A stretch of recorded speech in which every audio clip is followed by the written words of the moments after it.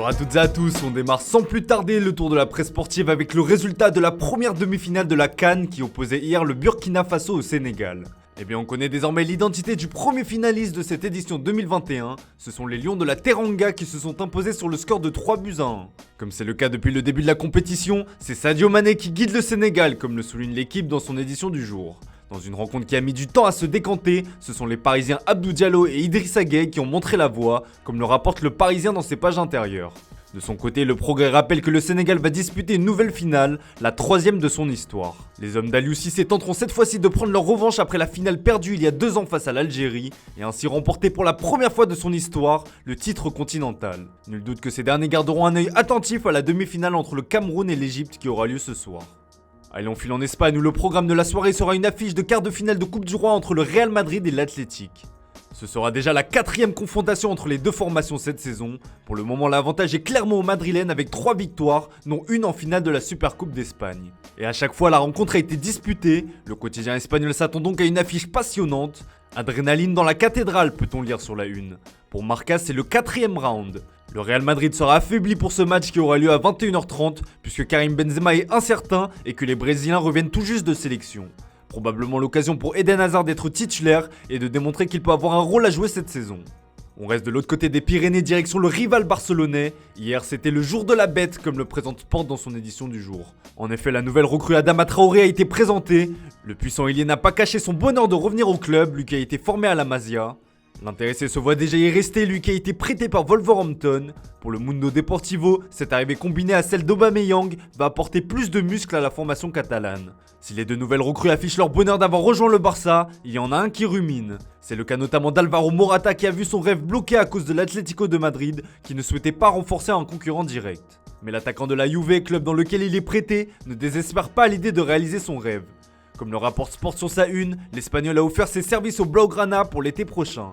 Partant du principe que la vieille dame ne lèvera pas son option d'achat à l'issue de la saison, Morata va tout faire pour afficher son meilleur visage et ainsi convaincre les dirigeants du club coulé de revenir à la charge cet été.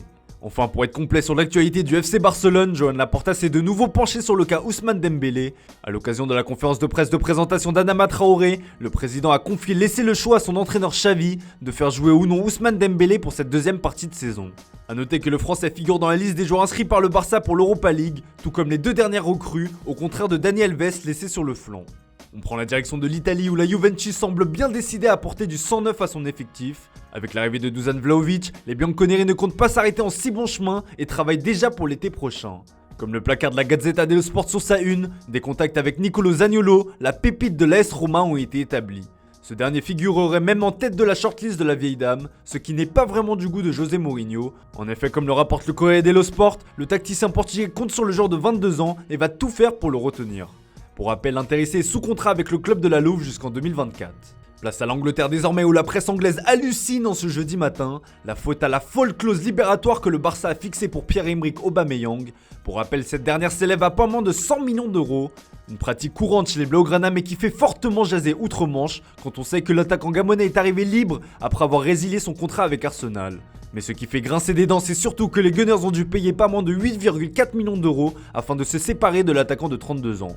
L'étiquette Oba est toujours au top, constate le Daily Express. La clause d'Oba est au sommaire, enchérit de son côté le Daily Star. Une méthode qui semble ne pas vraiment plaire aux Gunners.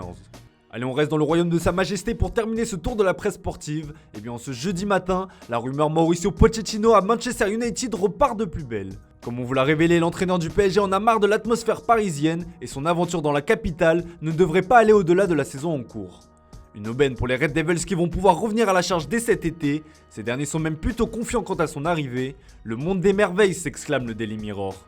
Nous arrivons, Poch, prévient le Daily Star. Même son de cloche en une du Manchester Evening News. Regarde, Poch, peut-on lire sur le tabloïd anglais. Conscient de cette situation, le PSG s'active en haut lieu pour préparer l'après Pochettino. Nasser Al-Khelaifi et surtout le cheikh Tamim Al-Thani ont pris les choses en main personnellement et ont désigné Zinedine Zidane comme l'homme de la situation. Selon nos informations, c'est un salaire colossal qui est proposé à Zinedine Zidane pour le convaincre de venir sur le banc du PSG. Une somme bien supérieure à l'actuel salaire de Mauricio Pochettino et même au dernier contrat de Zizou au sein de la Casablanca lors de son dernier passage, qui était d'environ 12 millions d'euros net par an. De plus, QSI est prêt à offrir les pleins pouvoirs à l'ancien madrilène. Dernier point important, il paraît difficilement envisageable pour le tacticien français de travailler avec Leonardo. Un départ du Brésilien n'est donc pas à exclure. Voilà, c'est tout pour ce matin, merci pour votre fidélité. On se retrouve tout à l'heure pour le traditionnel JT Foot Mercato.